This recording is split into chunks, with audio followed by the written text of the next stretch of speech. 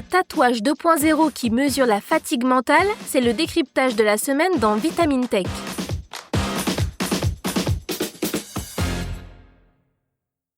Et si un tatouage pouvait vous prévenir avant de commettre une erreur irréparable? Incroyable, mais vrai. Des chercheurs ont développé un tatouage capable de mesurer si votre cerveau est en pleine forme ou à bout de souffle. Mais comment ça marche? À quoi ça sert? Et à qui ça pourrait servir? Bonjour à toutes et à tous, je suis Adèle Jackie et aujourd'hui dans Vitamine Tech, on parle innovation et charge cognitive. Notre cerveau ne peut pas tout faire en même temps. Quand on apprend quelque chose, il doit gérer une certaine quantité d'informations à la fois. C'est ce qu'on appelle la charge cognitive. C'est une idée qui remonte aux années 1950, développée par un chercheur nommé John Swaller. Il montre que notre cerveau n'a pas des ressources illimitées pour apprendre et qu'il peut vite se retrouver débordé. Trop d'informations en même temps, de la fatigue, du stress ou un environnement peu adapté, et c'est la surcharge mentale assurée. Résultat, on retient moins bien, on se trompe plus facilement. En gros, nos décisions en prennent un coup. Et ça, c'est très délicat quand on pratique des professions à haute responsabilité, comme un chirurgien ou un pilote, où l'erreur humaine peut être fatale. Il est donc pratique de mesurer cette charge, mais comment fait-on? Habituellement, la charge cognitive se mesure par 3 grandes approches. La première, les mesures subjectives. On demande directement aux gens comment ils ont ressenti la difficulté d'une tâche, souvent avec des questionnaires comme l'échelle NASA-TLX. La deuxième méthode, c'est la mesure de performance. À travers cette technique, on regarde par exemple combien de temps une personne peut mettre à répondre une question ou combien d'erreurs elle fait. Et si ça dérape, c'est probablement que la tâche est trop exigeante. Et la troisième méthode, un peu plus technique, c'est l'approche physiologique. On observe des indicateurs comme les mouvements des yeux, le rythme cardiaque ou l'activité du cerveau grâce à l'électroencéphalographie. Mais récemment, des chercheurs de l'Université du Texas à Austin sont allés encore plus loin.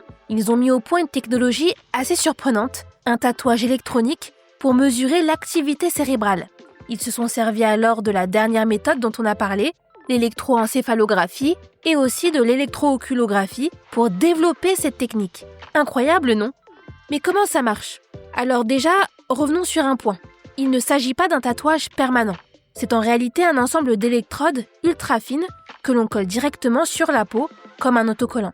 Fait en polyuréthane et en graphite, les autocollants sont très souples et extensibles. Ces électrodes prennent différentes formes pour s'adapter au visage et capter les signaux cérébraux. Un petit boîtier placé sur le front reçoit ces signaux et les envoie en Bluetooth. Résultat, une mesure discrète, en temps réel, de l'effort mental. Fini les équipements encombrants. En tout cas, les premiers tests suggèrent que ces électrodes sont fiables, réactives et capables de détecter des pics de surcharge mentale. Sur 6 volontaires, les chercheurs ont observé que les patchs réagissaient bien aux variations d'efforts cérébraux. Les participants ont effectué des tâches plus ou moins complexes en notant à chaque fois leur ressenti. De leur côté, les scientifiques ont croisé ces données avec celles captées par le tatouage, puis les ont analysées avec un algorithme d'intelligence artificielle. Et bonne nouvelle, il semblerait que les résultats du tatouage concordent bien avec ce que ressentaient les participants. Autrement dit, cette technologie pourrait bientôt nous alerter si on tire un peu trop sur la corde et que notre mental en prend un coup. Une belle avancée vers des outils intelligents au service de notre bien-être mental.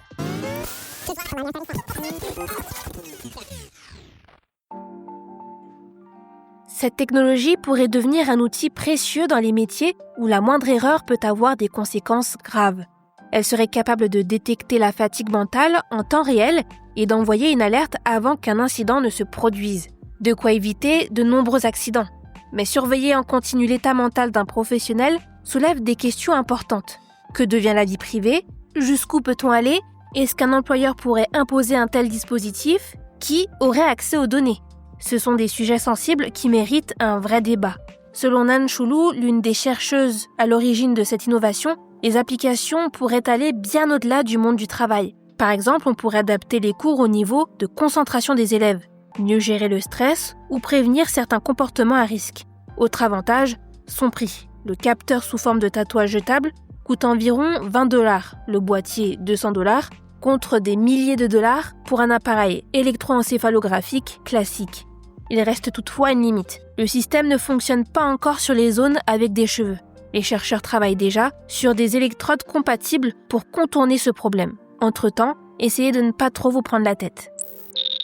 C'est tout pour cet épisode de Vitamine Tech. Pour ne pas manquer nos futurs épisodes, abonnez-vous dès à présent à ce podcast et si vous le pouvez, laissez-nous une note et un commentaire. Cette semaine, je vous recommande le dernier épisode de Futura Santé dans lequel Mélissa Lepoureau vous parle du bleu méthylène, la soi-disant potion miracle des stars. Pour le reste, je vous remercie pour votre fidélité à Vitamine Tech. Je vous souhaite tout le meilleur et comme d'habitude, une excellente journée ou une très bonne soirée et restez branchés.